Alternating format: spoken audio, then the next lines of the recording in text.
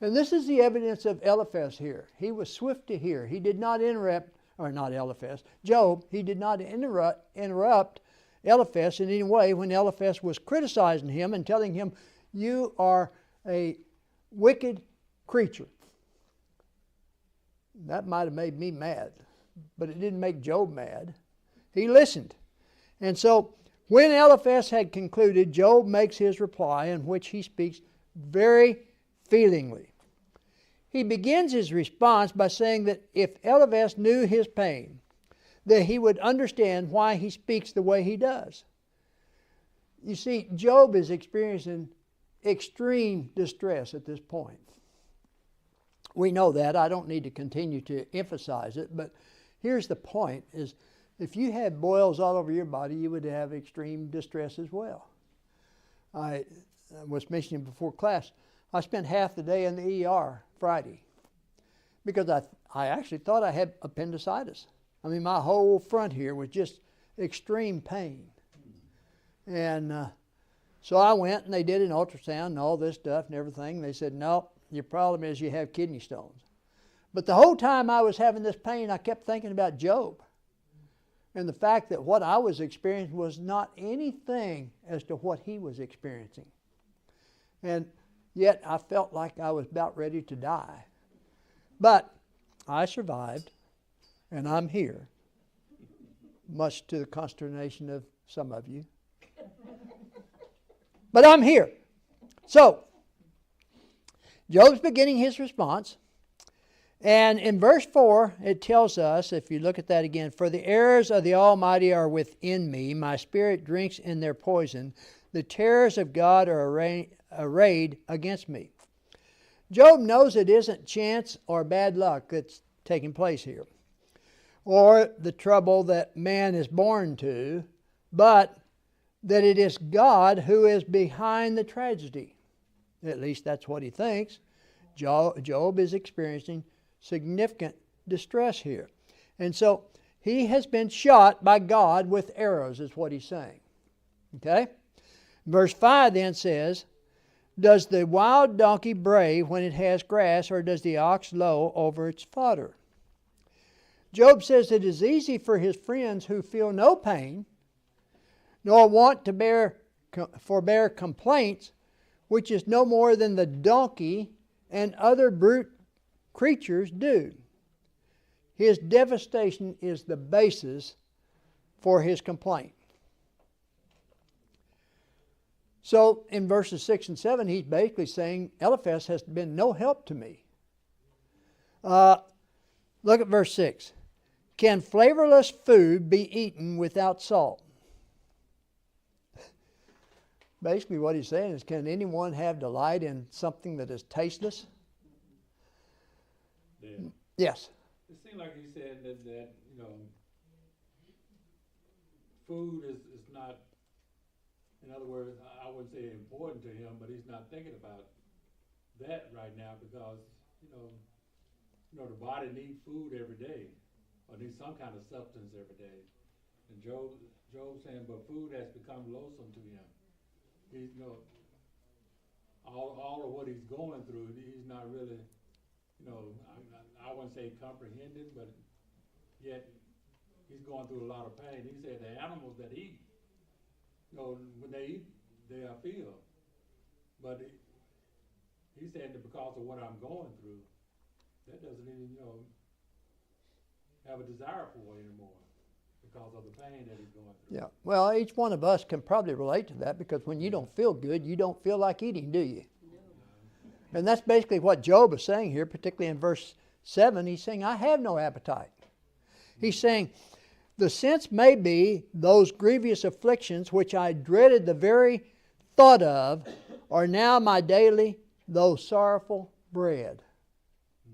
Now, I can only imagine the pain that he's going through, that he would not have any appetite at all. So, Job then returns to his plea that God would not restore him, but finish destroying him so that he could finally be at rest. Let's read verses, let's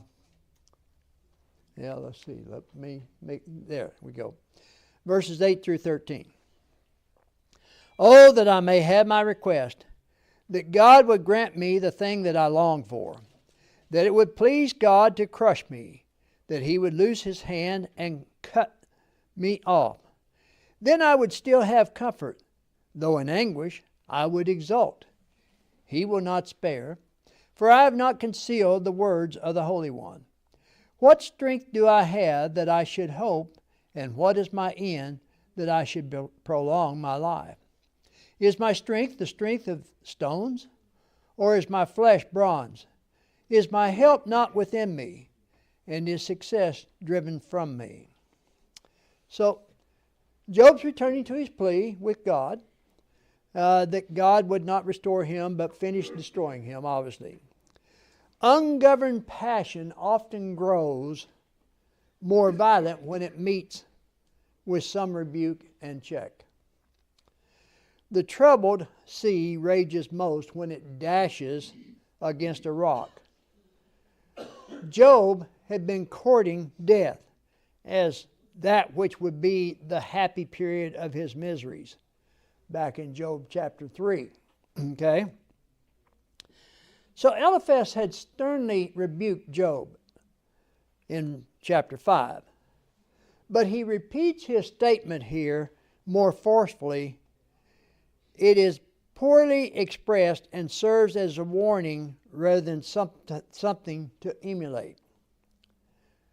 Verses 8 and 9 again, as Job had no hope that he should ever be redeemed from his present helpless state, he again earnestly begs God that God would take his life, shorten it. At once God let loose his hand to make me poor and then to make me sick. So see, at this point, Job is even suggesting that God did all this. God had nothing to do with it. It was Satan that did it. But Job, and maybe because of what Eliphaz had been saying in chapter 5, Job is beginning to accept the fact that God is doing this. So the idea is let him loose it once more to put an end to my life.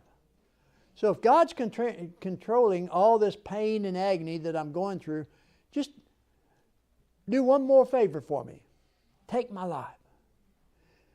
Let him give the fatal stroke, and it shall be to me a stroke of favor. No more pain, no more sorrow. That's all Job wants at this point. So, verse 10 again. Look at that. It says, then I would still have comfort, though in anguish I would exult. He will not spare, for I have not concealed the words of the Holy One. Job is basically saying, I can deal with pain if God kills me because I know that I'm right with him. Job did not request a life free of trouble. Verses 11 through 13 tells us, Job is pointing out that he's so weak and that he cannot bear this pain and this suffering any longer. His only consolation is that he has not denied the words of the Holy One. Eliphaz can say what he wants. Eliphaz can accuse me of sin. But Job knows that he has not turned his back on God. And Job declares that he has no hope. Repentance is not the fix in this case. Yes, Jim? I don't know if I'm looking at it wrong, but I think Job understands that it is part of God's plan to let, maybe not, he didn't realize that he was letting the devil do this, but Job knows that he didn't sin, and he knows that this is being brought upon him maybe for a purpose that he's figured out. His friends, family, everybody and everything turned against him, but he knew that he did not turn against God at all. So he knew that this had to be part of God's plan, because God could have stopped it whenever he wanted, if that was part of the plan. But he let the devil use Job however he wanted to prove a point that he had a righteous man that wouldn't bend to the devil. Well, and I don't disagree with you, but I'm not sure that Job really fully understands, because he's begging at this point for God to take his life. to end this suffering. And it's just not going to happen. The idea is that Job is begging for God to do something because he does not believe he will last much longer in this trial. And his strength is not stone, and his flesh is not bronze, but he is suffering. Nola? He even says that if God were willing, he could crush. He says he could crush me, and he would loose his hand from and cut me off. He could stop this. We know God could stop this, and we ask him to when whatever is bad happening to us. So we know that, and that's what he's begging for. That's true. Any other comments through verse 13? Yes? I understand that we have the right to ask God that, but how should I put it? Should we really do that? Just say, Lord, just take me, I'm ready to go, because I've known people like that. I was talking to someone just this week, and they said they was in so much pain, they just, want to go, but they're really young, and I said, no, you're just going through a lot, but, so. Well, I've known people that are in such pain and everything, they say, I just wish God would just go ahead and take me and relieve me of this pain. I have to admit, my wife has even said that. She'll deny it, but she said it. And maybe you've said it too. I mean, when we're in extreme pain like Job is, I mean, that's, in his mind, that's the answer. Take my life. Relieve me of this pain. Arthel? I was going to say, because Job is looking at the fact, how long, does he think it's going to end? One day it's going to end. But true enough, but it's not within us to know that because of what we're going through. But it will end one day, either by the pain is going to go away, or these things that Job is going through is going to go away one day. But if it doesn't go away and death approaches it, you've been relieved of that pain, that physical pain. And Job is looking at the fact that, well, I don't know when it's going to end, but one day it will end. And we need to realize that the things that we're going through, we don't know the time. We may go through a week, may go through a couple of weeks, maybe a lifetime. Because you look at the fact of what Paul was going through when he had the thorn in the flesh. I don't know, was this physical or was this, whatever it was, God said, my grace is sufficient. And understanding that, we need to understand that the things that we're going through are just temporary. I want you, go ahead, Diane. I used to visit this lady that had been in the nursing home for a long, long time, and every time you walk in her room, she goes, I don't know how I got to be 100. And she kept saying that every time you walk in. And so she did actually pass away when she was 100. Well, I kept thinking, how long is this going to go on? and I'll get you in just a second. Even Jesus on the cross, he was calling on his Father, He was. wanting to know if he was abandoned because he was in such agony. Yeah, he was. And, my mother-in-law was 103 years old. She outlived 2 of her children. She said, I'm not supposed to outlive my children. But yet, she did. And technically, she died from cancer. And it's a known fact that 99% of us sitting in this room will eventually die because of cancer. It may not be the cancer itself that killed us, but it will be the cancer that maybe caused other illnesses that eventually will take us. It's just the fact of old age. So, but here's the interesting thing about Job. He's lost all of his possessions, but not once has he cried to God about losing his children or his possessions. You know that he has to be in extreme pain to be able to sit there and beg God to take his life and not cry out, well, you took all my children, you took my possessions and everything, and now you inflict me with all this pain. No, Job was in extreme pain. And so when you look at verses 14 through 21, Job here questions the joy in life when his supposed comforters, his friends, became his tormentors. And so we have to accept the fact that, no, I don't want to go there yet. Eliphaz was very harsh in his criticism. And his companions, I'll say the other two friends, remember there's three friends, but we'll talk about the youngest one later. But the other two friends agreed with Eliphaz. They all three were very harsh in their criticism of Job. Job laments their cruelty, seeing it as worsening his suffering and justifying his wish to die. He questions, what joy is there? What joy could he find in life when his supposed friends, which are supposed to be comforters, became tormentors? Look at verse 14 specifically. It says, to him who is afflicted, kindness should be shown by his friend, even though he forsakes the fear of the Almighty. Job is pointing out here that rejecting a friend is bad.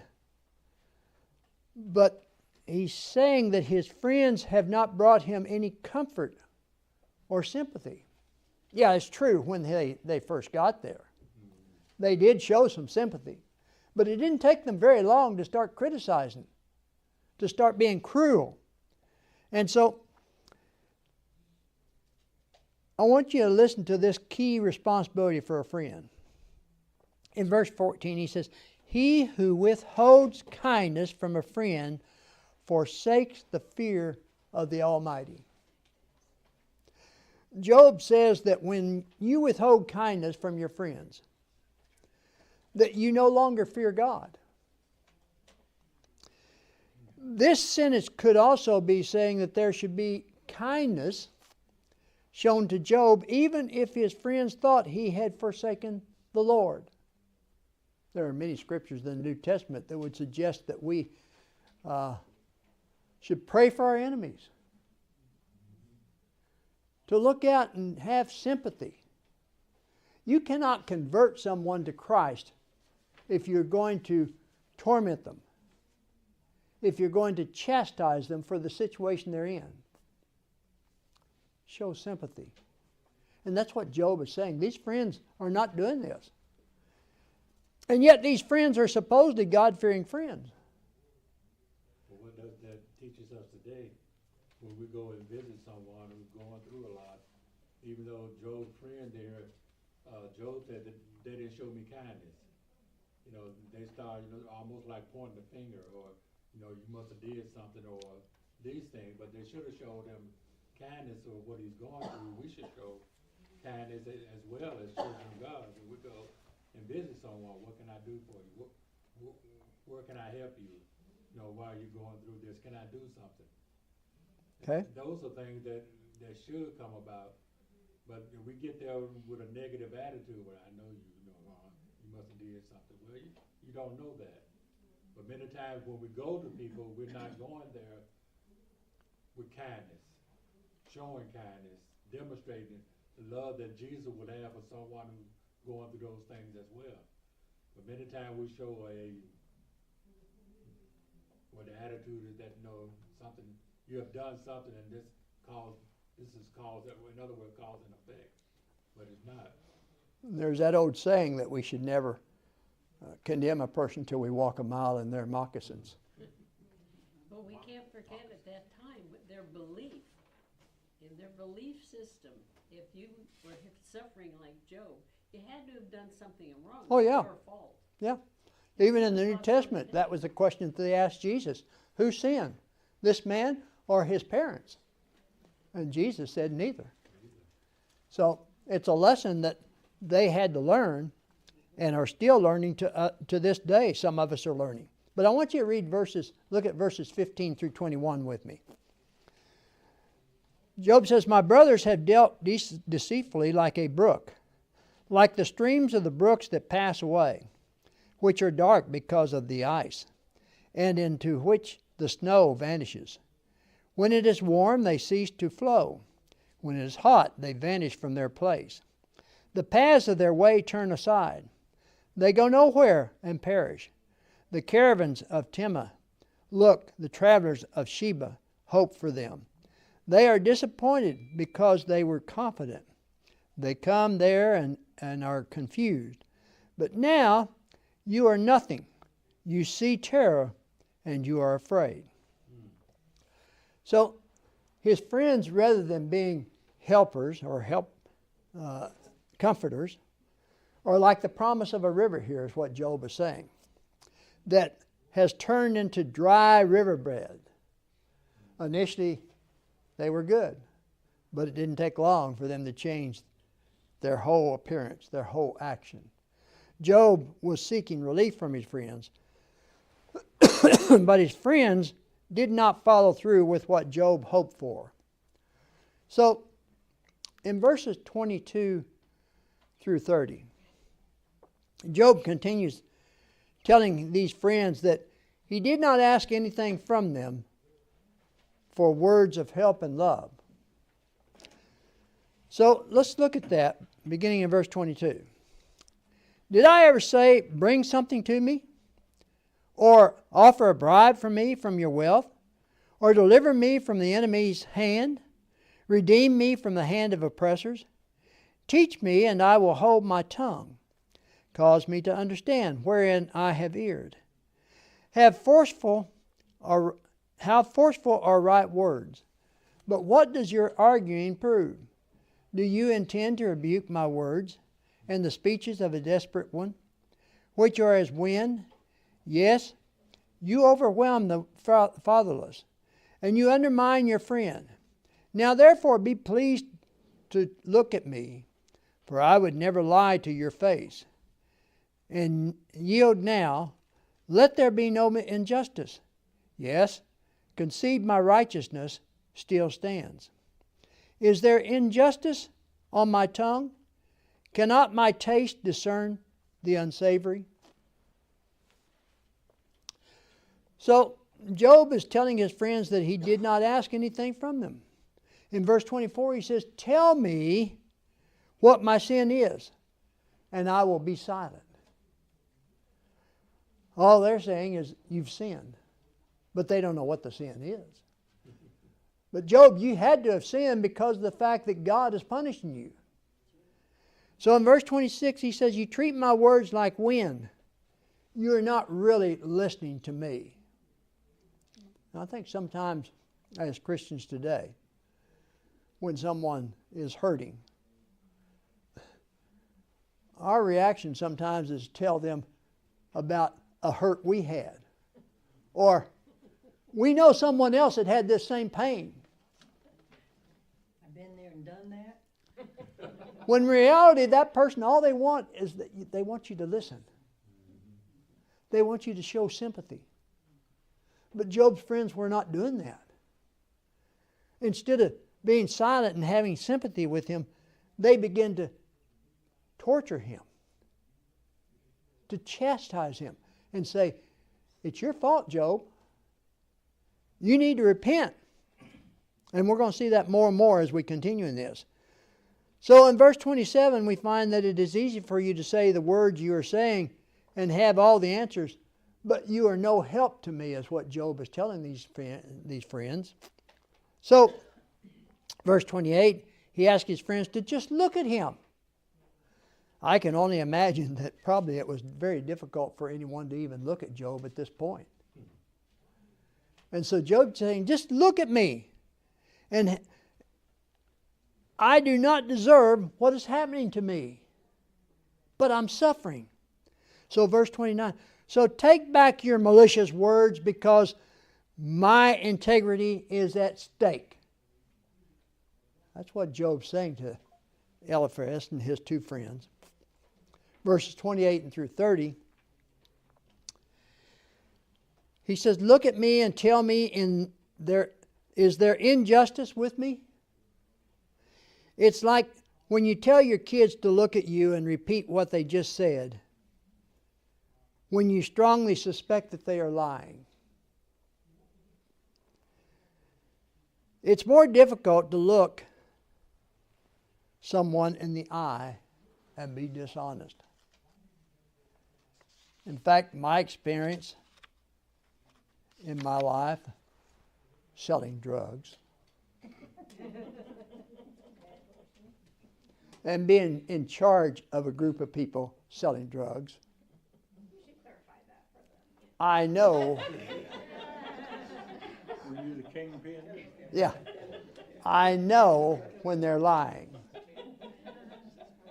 Why do I know when they're lying? Because when people are lying, they will not look you in the eye. They will always look away. Or they blink real fast.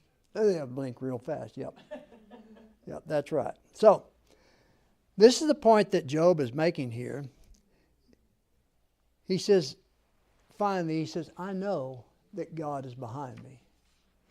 You, Eliphaz, may be telling me that God is not, but I know He's behind me. Any comments on chapter 6?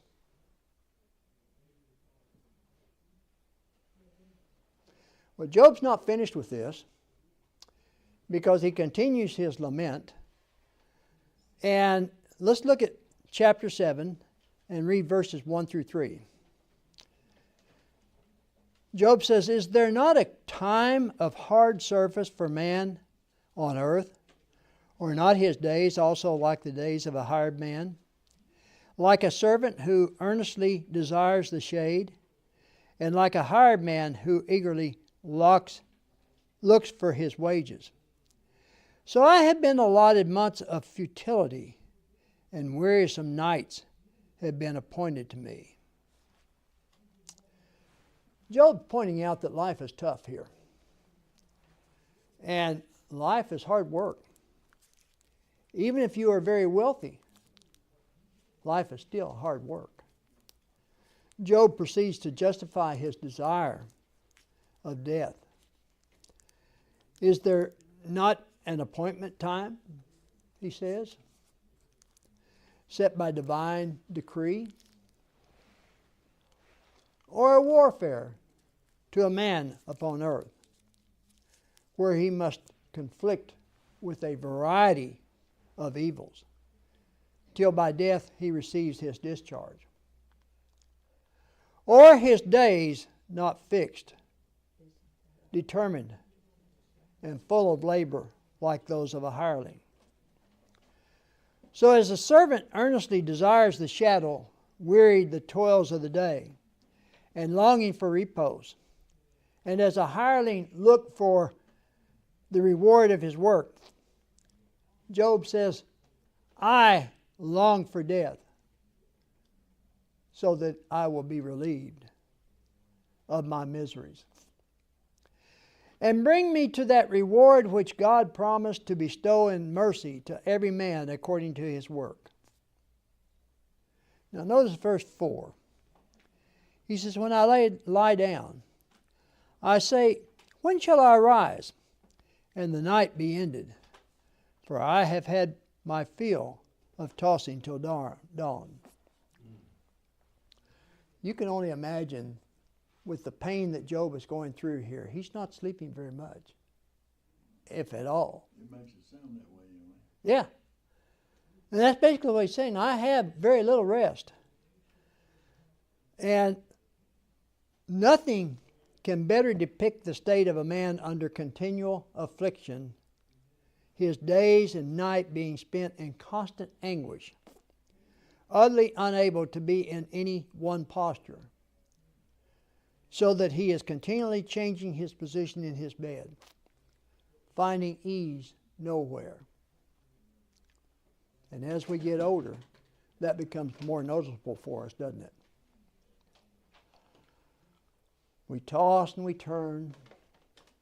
We lay on our side and our hip gets to hurting, so we turn over to the other side and our shoulders get to hurting. We don't get much sleep. Or you suffer from neuropathy, and your feet are stinging and burning, and so you lay there and moaning and groaning. And when you do that, you interrupt your mate too.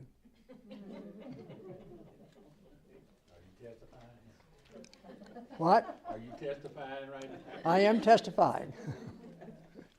But she's doing better. Her feet are not stinging now. They're just burning. Well, when you're in pain, you don't really care if you're disturbing someone else. You're exactly right. That's out of your mind. You're exactly right. Selfish, but that's it, Well, it's not selfish. It's just, and that's what Job's going through here as well. right? And so It is in one sense. he doesn't care how his friends feel at this point. What he does care about is his friends are not showing sympathy. Right. His friends are not trying to provide any kind of comfort at all. So, Job's frustration in verse 5, look at that. My flesh is caked with worms and dust. My skin is cracked and breaks out fresh. Not a very pretty picture, is it? Poor guy was in a mess, wasn't he? Yes. But if you've got, I've never had them. If you have boils all over you, is that a true description of them? Yeah, especially in his case, remember he was taking a piece of potsherd and scraping to get them open, to get the pus out. So if you have sores all over your body and it's bleeding and there's pus and everything, imagine the flies around are going to lay eggs. And there's going to be worms. It's not going to be a pretty sight. Now, the problem with the problem with a boil is it's got a core in it. Yes, The core has to come out, not Yes. just the pus. that's very true. But just one to do that, but if you got them all over your body, that's truly painful. It is. That's truly suffering. You know? And so that's perhaps what Job is talking about here, that the miserably ulcerated state of his body, exposed to the open air, in a state of great destitution, was favorable to insects that sought places in which to deposit their eggs, which might have produced the worms in question here that he's talking about in verse 5. Now, maybe his friend never had these boils, so they're less sympathetic. Well, they certainly haven't had the boils all over their body like Job has. So, certainly that's true. You realize that he was unrecognizable when they approached him. And you know, that's the problem sometimes. It's difficult for us to relate to someone else suffering if we've never had that kind of suffering ourselves. And that's what's wrong with Eliphaz and his other two friends. They in all probability never had any suffering like this. So it's difficult for them to relate what Job is going through at this point. But the biggest fallacy of those three friends is they didn't know how to shut up and just listen. That's all Job wanted. He wanted someone to sit and pray with him. Maybe they got tired of listening to him. That may be. But if they got tired of listening to him, they should have left. True. Job would have been better off, wouldn't he? And if it's chronic, we're terrible because we have a short attention span to somebody else's misery. Yeah. And you're really just adding to their misery because he's already suffering going through this. Yeah. Like you said, more, Yeah. even more down.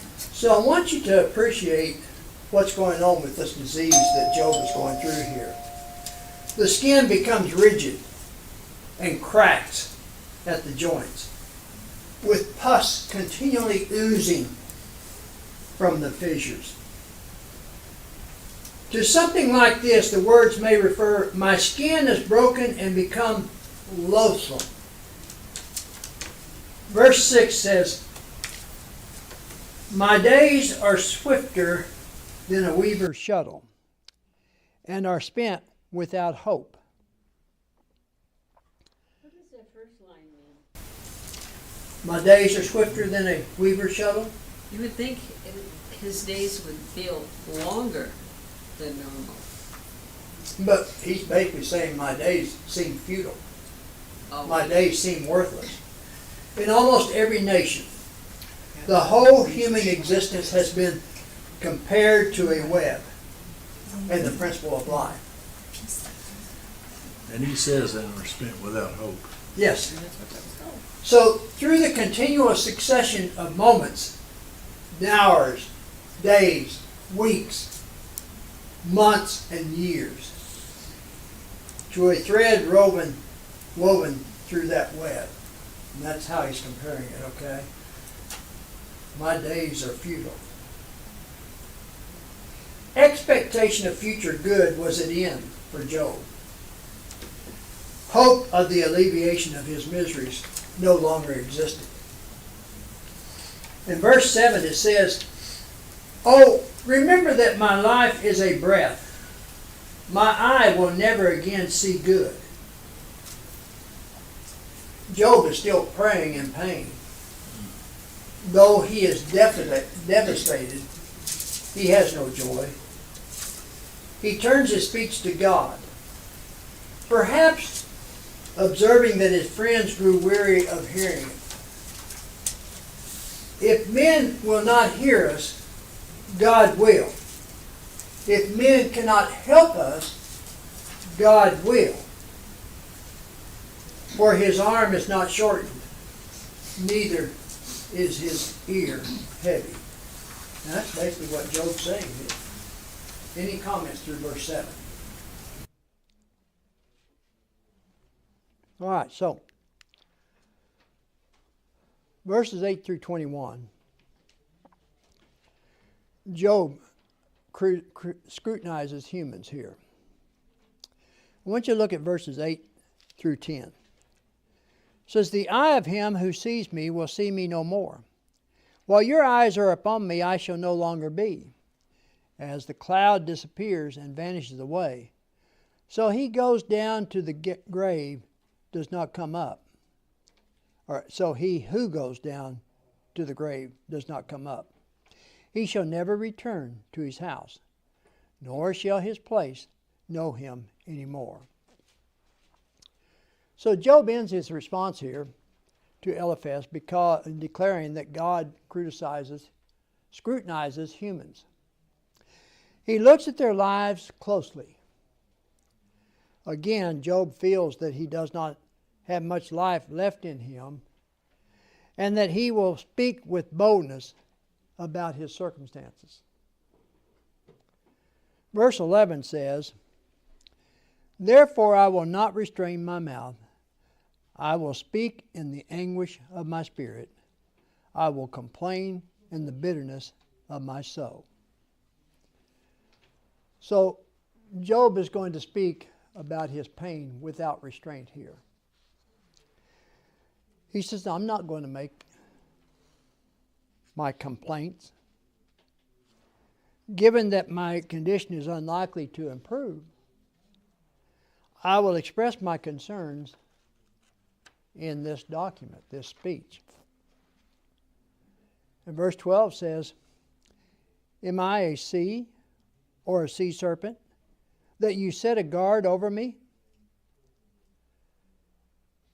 Job's asking the question here, am I so great and powerful and dangerous a creature that you need to use extraordinary power and violence to rule and subdue me?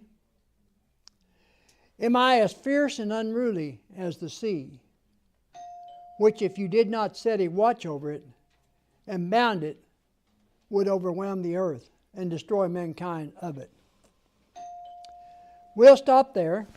We'll finish lesson 5 next week.